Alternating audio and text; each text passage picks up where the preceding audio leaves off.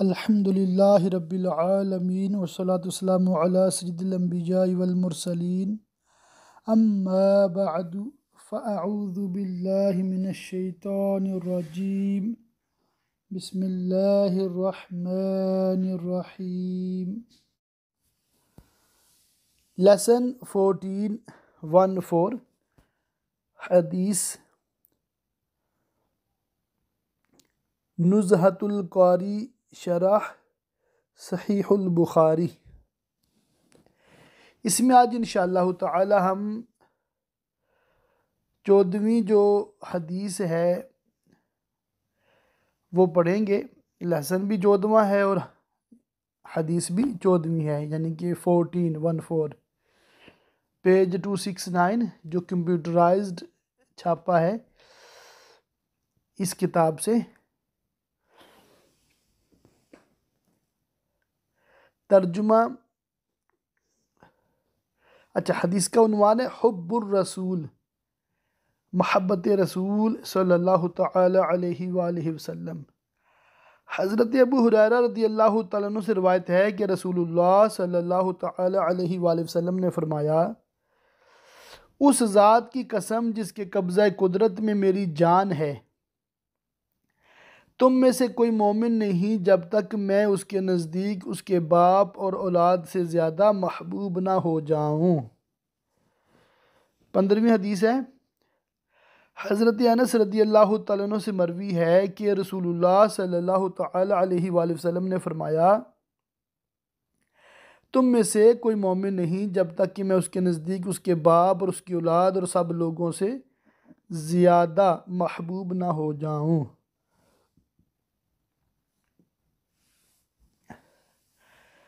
شرح میں ہے قسم کا فائدہ اور متشابہات کا حکم۔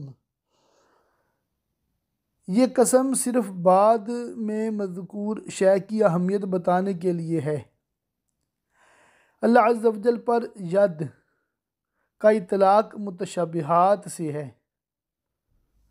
متشابہات میں 3 مذہب ہیں، ان کی کوئی تعویل نہ کی جائے، یہ مذہب اسلم ہے۔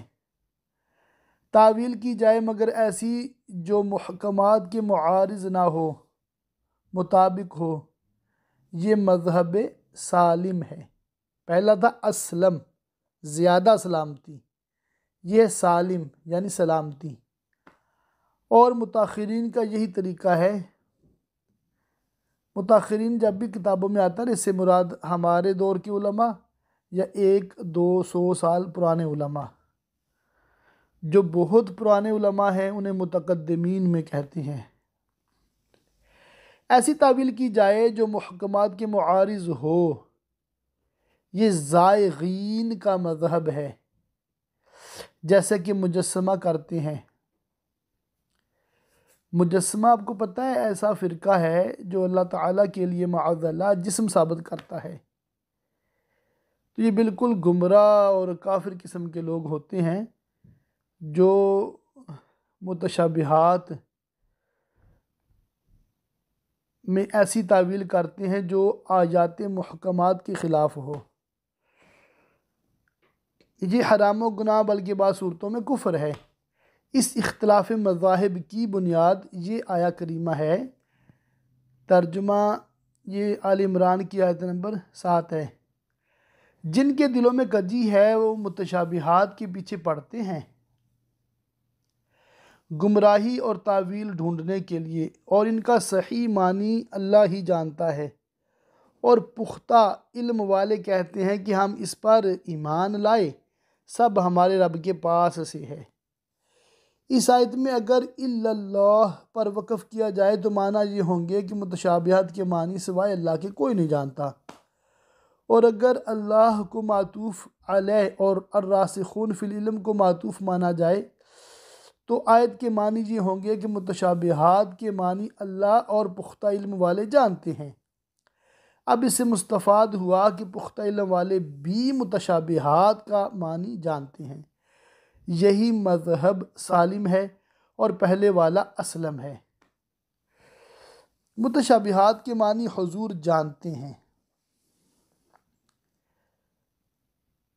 اس سلسلے میں ایک بحث یہاں یہ پیدا ہوتی ہے کہ متشابہات کے معنی حضور اقدس صلی اللہ تعالیٰ علیہ وآلہ وسلم جانتے ہیں یا نہیں۔ صحیح یہی ہے کہ جانتے ہیں، ورنہ خطاب لغو ہو جائے گا۔ لازم آئے گا کہ اللہ عز و جل نے رسول سے خطاب ایسا کیا جو رسول سمجھ نہ پائے۔ اب پہلی تفسیر کی بنا پر حصر اضافی ہوگا، یعنی حصر امتی کے اعتبار ہے یا حصر حقیقی ہے، اور مراد علم ذاتی ہے۔ رہ گیا علم عطائی، وہ بعطائے الہی، اللہ کی عطا سے دوسروں کو بھی حاصل ہو سکتا ہے۔ اب مذہب اسلم و سالم کی تقسیم وقوع کے اعتبار سے ہوگی۔ مذہب سالم پر یہاں ید سے مراد قدرت و اختیار ہے۔ ید کا عربی میں لفظی معنی جو اس کا بنتا ہے وہ ہے ہاتھ۔ تو ظاہر ہمارا عقیدہ نظریہ کیا ہے، اللہ تعالیٰ ہاتھ سے پاک ہے۔ تو یہ اگر کسی آیت میں کسی حدیث میں لفظ ید آیا تو یہ کیا ہے؟ متشابہات میں سے ہے، کیونکہ آیات محکمات سے ہم نے یہ سیکھا سمجھا، یا متواتر حدیثوں سے ہم نے یہ سیکھا سمجھا، جو ہمارے علماء ہیں انہوں نے یہ عقیدہ ہمیں بتایا کہ اللہ تعالیٰ جسم سے پاک ہے۔ اب کہیں جگہ ید یا وجہ، چہرہ، اس طرح کے الفاظ آتے ہیں تو کیا ہے اس کے بارے میں ہمارا نظریہ؟ یہ بحث ہو رہی ہے یہاں پر۔ مذہب سالم پر یہاں ید سے مراد قدرت و اختیار ہے، اس لیے ترجمہ میں بھی دست قدرت اس طرح کے الفاظ تھے۔ ید بمانی قدرت و اختیار عرب میں شائع و زائع ہے، جیسے ہاتھ ہمارے عرف میں عام طور پر بولتے ہیں یہ بات ہمارے ہاتھ میں ہے، یعنی اختیار میں ہے۔ اب اس جملے کا مطلب یہ ہوا کہ قسم ہے اس ذات کی جس کے اختیار میں میری جان ہے۔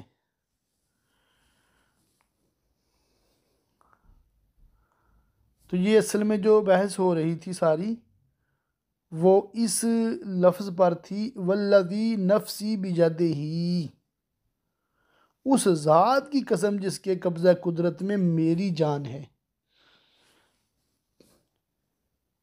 یا یوں ترجمہ کر لے جس کے ہاتھ میں میری جان ہے۔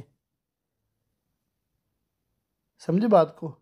تو یہاں ہاتھ سے کیا مراد ہے؟ جس کے اختیار میں میری جان ہے، جس کے قبضے اور کنٹرول میں میری جان ہے۔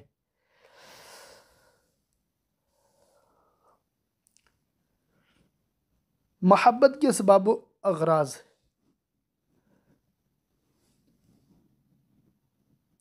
احب، محبہ سے اس میں تفضیل ہے۔ محبت کسی جانب دل کے میلان جھکاؤ کو کہتے ہیں۔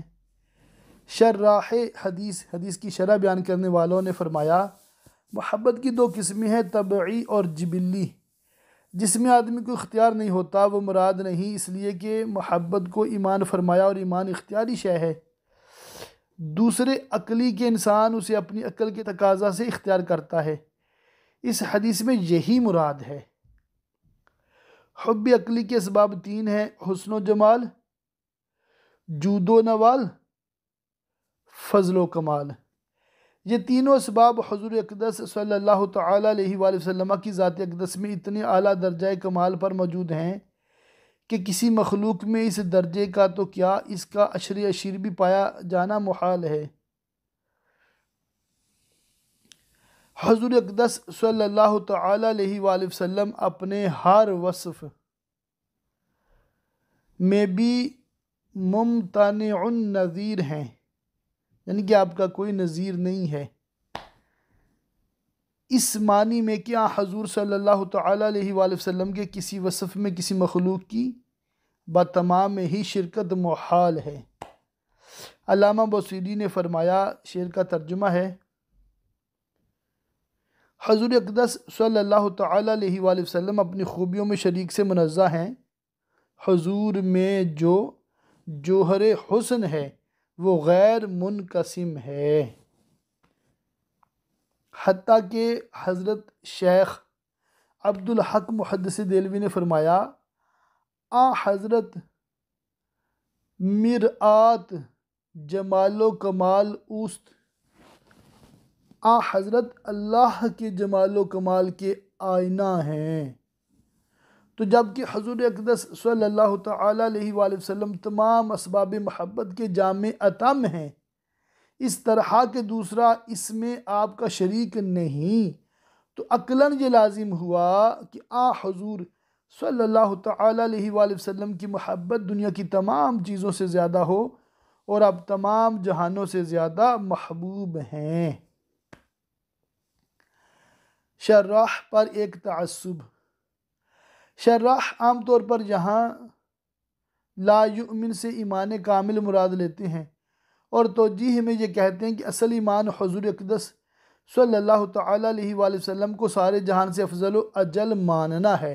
رہ گئی محبت، تو یہ ممکن ہے کہ کسی کی عظمت دل میں بہت زیادہ ہو اور محبت کم ہو، جیسے ایک باپ کے دل میں بیٹے کی محبت استاذ سے زیادہ ہو سکتی ہے اور استاد کی عظمت بیٹے سے زیادہ، لیکن یہ توجیہ اصل میں محبت کی دونوں قسموں میں فرق سے ذہول کی وجہ سے ہے، ورنہ جب محبت سے مراد عقلی و اختیاری مراد لیں تو پھر ماننا پڑے گا کہ اصل ایمان ہی یہ ہے کہ حضور اقدس صلی اللہ تعالیٰ علیہ وآلہ وسلم کو سارے جہاں سے زیادہ محبوب مانے۔ اس لیے اس حدیث میں لا یؤمن میں ایمان کامل کی تخصیص بلا مخصص ہے، اور مراد مطلق ایمان ہے، اور وہ جو محبت و عظمت کا فرق ہے وہ محبت طبعی اور عظمت کے مابین ہے۔ محبت عقلی اور اعتقاد عظمت میں تلازم حقیقی ہے، اور وہ جو حضرت عمر فاروق اعظم رضی اللہ تعالیٰ عنہ کی حدیث میں آیا کہ حضور اقدس صلی اللہ علیہ وآلہ وسلم نے ان سے دریافت فرمایا، اے عمر تمہارا کیا حال ہے؟ صرف مجھ سے محبت رکھتے ہو یا اور کسی چیز سے؟ عرض کی حضور سے بھی محبت رکھتا ہوں اور مال و اولاد سے بھی۔ حضرت نے حضرت عمر کے سینے پر دست مبارک مارا اور پوچھا، اب کیا حال ہے؟ عرض کیا، مال اولاد کی محبت ساکت ہو گئی مگر اپنی محبت باقی ہے۔ پھر دوبارہ دست اقدس ان کے سینے پہ مارا، پوچھا اب؟ عرض کیا، یا رسول اللہ سب کی محبت نکل گئی، صرف آپ کی محبت باقی ہے۔ فرمایا، اب تمہارا ایمان تام ہوا۔ اس میں محبت سے مراد محبت طبعی ہے کہ وہ ابتداءً حضرت عمر کے دل میں تھی، مگر حضور اقدس صلی اللہ تعالیٰ علیہ وآلہ وسلم نے اپنی شفقت بے غایت سے توجہ فرما کر اپنے ما سوا سب کی محبت ان کے دل سے نکال دی اور ان کو اپنی ذات میں فانی اور اپنی ذات کے ساتھ باقی بنا دیا۔ محبت طبعی بھی ما سوا رسول کی ان کے دل سے نکال دی۔ خلاصہ یہ ہوا کہ اگر اس حدیث میں محبت سے مطلق محبت مراد لی جائے تو ایمان سے ایمان کامل مراد لینا ضروری ہوگا، مگر اس پر یہ اعتراض ہوگا کہ محبت طبعی اختیاری نہیں اور ایمان اختیاری ہے۔ اس کے جواب میں یہ کہا جا سکتا ہے کہ مراد یہ ہے کہ مومن حضور اقدس صلی اللہ تعالی علیہ وآلہ وسلم کی ذات و صفات، ان کے انعام و احسان کو مسلسل یاد کر کے کوشش کرے کہ اس کے دل میں غیر رسول کی محبت طبعی بھی رسول سے زیادہ نہ رہنے پائے۔ یہ کمال ایمان ہے۔ میرے تو آپ ہی سب کچھ ہے، رحمت عالم، میں جی رہا ہوں زمانے میں آپ ہی کے لیے، میں جی رہا ہوں زمانے میں آپ ہی کے لیے۔ اے کاش ہماری ایسی ہی کیفیت بن جائے۔ اور اگر اس حدیث میں محبت سے حب عقلی و اختیاری مراد لی جائے تو لا یؤمن سے مطلق ایمان مراد ہونا ظاہر ہے۔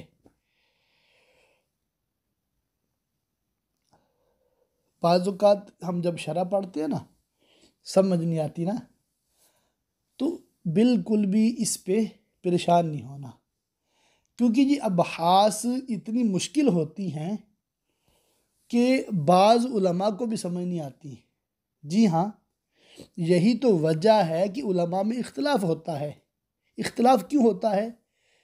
کہ انسانی ذہنوں میں اختلاف ہے، ہر انسان دوسرے انسان سے الگ سوچتا ہے۔ جیسے مثال ہے، ایک گلاس ہے، ونڈو میں رکھا ہوا ہے اور آدھا بھرا ہوا ہے، تو کسی نے پوچھا کسی سے گلاس میں کتنا پانی ہے؟ ایک نے جواب دیا آدھا بھرا ہوا ہے، دوسرے نے جواب دیا آدھا خالی ہے۔ بات ایک ہی ہے، مگر دونوں کی سوچ الگ الگ ہے۔ سمجھ گئے بات کو؟ تو یہ شرح اگر سمجھ نہ آئے، دوسری بار دوبارہ پڑھ لیں۔ سہ بارہ پڑھنے میں بھی حرج نہیں ہے، انشاءاللہ تعالی اللہ کی رحمت متوجہ ہوگی اور آپ کا سینہ جو ہے اسلام کے لیے کھل جائے گا اور چیزیں سمجھنا آپ کے لیے آسان ہوتا جائے گا۔ میں تو یوں کرتا تھا کہ نہیں سمجھ آ رہی نا، تو میں سوچتا ہوتا تھا بڑے لوگوں کی بڑی باتیں، میں ادنا سا طالب علم ہوں، اگر مجھے یہ ساری باتیں فوراً سمجھ آ جائیں تو مجھ میں اور ان میں کیا فرق رہ جائے گا؟ بڑے لوگوں کی بڑی باتیں، بس پڑھتے جاؤ چلتے جاؤ۔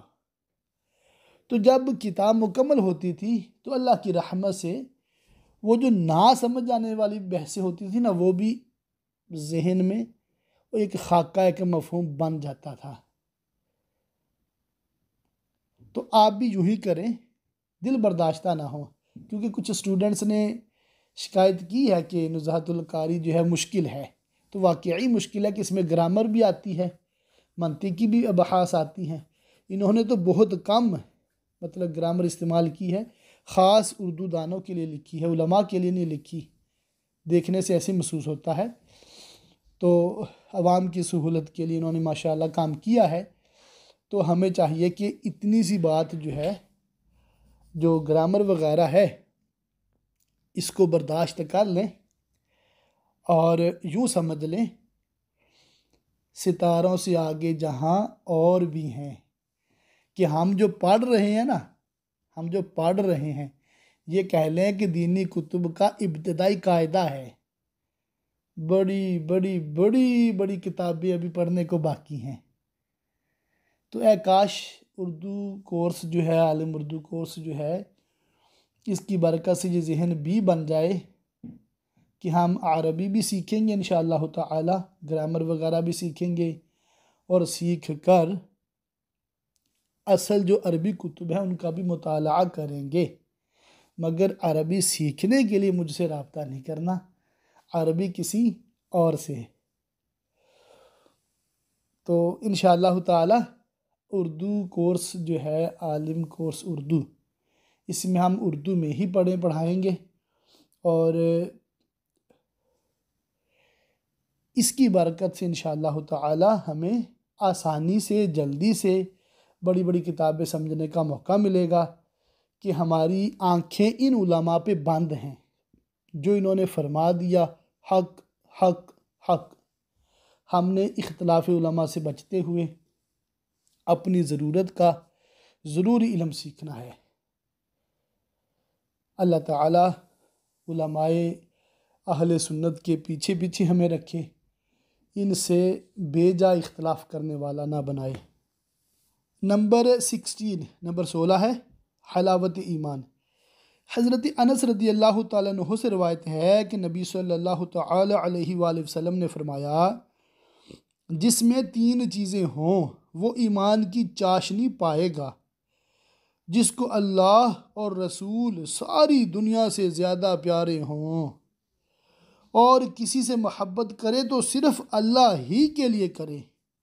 جو مسلمان ہونے کے بعد کفر میں لوٹنے کو ایسا ناپسند کرے جیسے آگ میں ڈالے جانے کو۔ حلاوت ایمان۔ امام نووی نے فرمایا کہ حلاوت سے مراد یہاں استلذاذ ہے، مطلب یہ ہے کہ جس میں یہ 3 باتیں ہوں گی وہ ایمان کے مقتضیات پر لذت پائے گا، یعنی عبادت و طاعت کرنے میں اور اس سلسلہ میں مشقت اٹھانے میں اسے لذت ملے گی، مزہ آئے گا، انجوائے کرے گا۔ اس تشبیہ میں اشارہ ہے کہ جیسے شہد ایک میٹھی اور لذیذ چیز ہے لیکن صفراوی مریض کو کڑوی معلوم ہوتی ہے، اسی طرح ایمان کا حال ہے۔ جو کفر و ضلالت کے بیمار نہیں ان کے لیے لذیذ اور میٹھی شے ہے، اور جو گمراہی کے مریض ہیں ان کے نزدیک ناگوار و ناپسندیدہ ہے۔ یہ حدیث ام الاحادیث میں سے ہے۔ امام نووی نے فرمایا کہ یہ حدیث اسلام کے اصول میں اصل عظیم ہے،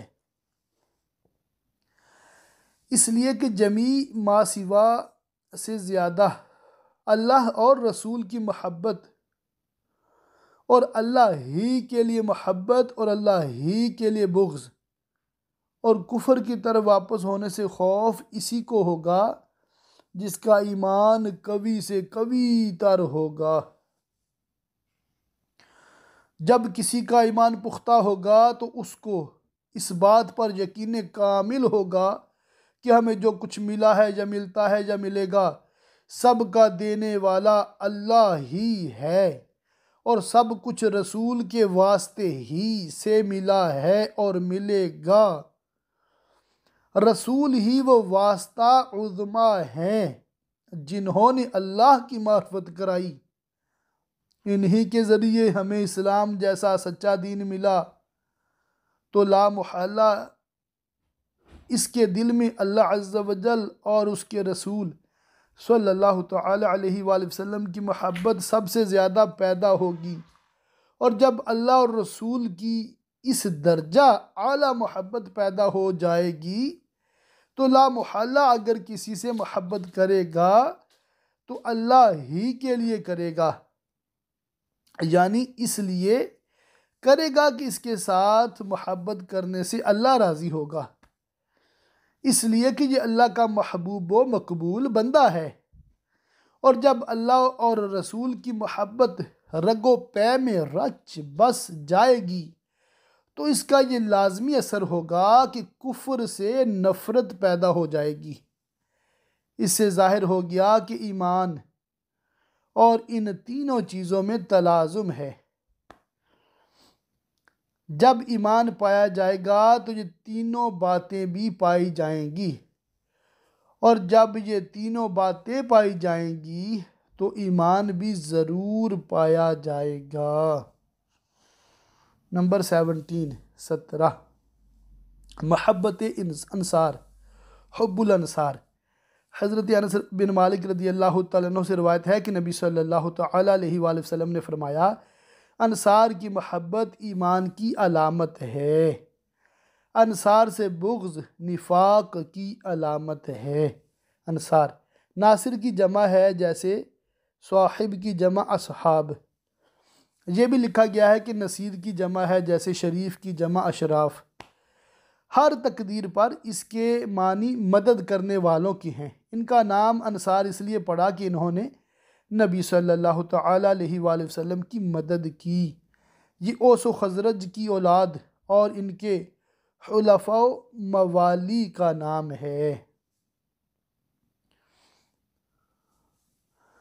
اوس اور خزرج دونوں بھائی تھے۔ ان کے والد کا نام حارثہ یا ثعلبہ العنقا تھا۔ اس کی گردن بہت لمبی تھی، اس لیے اس کو عنقا کہتے تھے۔ یہ لوگ اصل میں یمن کے باشندے تھے۔ سد معارب کے ٹوٹنے سے جب یمن تباہ ہو گیا تو یہ لوگ مدینہ طیبہ آ کر بس گئے۔ یمن میں ان کے مورث اعلیٰ کا نام قحطان تھا۔ قلبی نے کہا کہ قحطان حضرت اسماعیل کی اولاد سے ہے۔ اس تقدیر پر کل عرب اولاد اسماعیل علیہ السلام ہوئے۔ بعضوں نے کہا نہیں، قحطان حضرت اسماعیل کی اولاد نہیں، اس تقدیر پر عرب کی اصل دو ہوئے، آل اسماعیل، آل قحطان۔ ویسے بعض لوگوں نے اس پر بہت لمبی بحث کی ہے کہ انصار آل اسماعیل ہیں یا نہیں۔ بخاری شریف کتاب الانبیاء میں حضرت ابو ہریرہ کا قول مذکور ہے کہ انہوں نے حضرت ہاجرہ کے بارے میں فرمایا، یہ تمہاری ماں ہیں اے بارش کے بیٹو۔ اس سے مراد اہل عرب ہیں، اس لیے کہ ان کی زندگی بارش کے ہی پانی پر ہے۔ اس سے ظاہر ہوا کہ پورے عرب بنی اسماعیل ہیں۔ اوس و خزرج پہلے بنی کیلا کہے جاتے تھے۔ کیلا ان کی ماں کا نام تھا۔ حضور اقدس صلی اللہ تعالیٰ علیہ وآلہ وسلم نے ان کا نام انصار رکھا۔ قرآن مجید میں ان کے بارے میں فرمایا، اور جنہوں نے جگہ دی اور مدد کی وہی سچے ایمان والے ہیں، ان کے لیے بخشش اور عزت کی روزی۔ نفاق باب مفاعلت کا مصدر ہے لزام، قتال کے وزن پر ہے۔ اس کے معنی دو رخی کرنے کے ہیں، اور شریعت میں زبان سے اسلام کے اقرار اور دل میں کفر چھپائے رکھنے کے ہیں۔ حدیث کا مطلب بالکل ظاہر ہے کہ انصار کرام جنہوں نے رسول اللہ صلی اللہ تعالیٰ علیہ وآلہ وسلم اور خانمہ برباد مہاجرین کو جگہ دی، ان کی ہر طرح مدد کی۔ سارا عرب اسی وجہ سے انصار کا مخالف ہو گیا، مگر اس کی انہوں نے پرواہ نہ کی۔ ان سے ہر ایمان والے کو لازمی طور پر محبت ہوگی۔ ان سے عداوت وہی رکھے گا جس کے دل میں چور ہوگا۔ توجیہ مبتدا اور خبر جب دونوں معرفہ ہوں تو حصر کا افادہ کرتے ہیں، اس لیے اس کا مطلب یہ ہوا کہ ایمان کی علامت صرف انصار کی محبت اور منافق کی علامت صرف انصار سے عداوت ہے۔ حالانکہ ایمان کی متعدد نشانیاں بتائی گئی ہیں، یوں ہی منافق کی بھی۔ اس کا جواب یہ ہے کہ یہ حصر ادعائی ہے، حقیقی نہیں۔ انصار کی عظمت شان ظاہر کرنے کے لیے فرمایا گیا ہے کہ ان کی شان ایسی ہے کہ یہ ایمان صادق اور نفاق کے معیار ہیں، کہ ان سے محبت کرنے والا صادق الایمان ہی ہوگا اور ان سے عداوت رکھنے والا منافق ہی ہوگا۔ مراد یہ ہے کہ جو انصار سے انصار ہونے کی وجہ سے عداوت رکھے، یعنی اس بنا پر کہ انہوں نے رسول اللہ صلی اللہ تعالیٰ علیہ وآلہ وسلم اور مہاجرین کو جگہ دی، ان کی ہر طرح مدد کی، ان کے لیے سارے عرب کی عداوت مول لی، وہ کبھی مومن نہیں ہو سکتا۔ وہ ایمان کا لاکھ دعویٰ کرے، وہ منافق ہوگا۔ جیسا کہ دوسری حدیث میں تصریح ہے، انصار سے صرف مومن ہی محبت رکھے گا۔ تو یہاں پر ماشاءاللہ حدیث پاک کی شرح بھی مکمل ہو گئی، پیج نمبر 273، اور ہمارا ٹائم بھی مکمل ہوا۔ اللہ تعالیٰ ہمیں علم دین حاصل کرنے، عمل کرنے، دوسروں تک پہنچانے کی توفیق عطا فرمائے۔ آمین بجاہ النبی الامین صلی اللہ تعالی علیہ وآلہ وسلم۔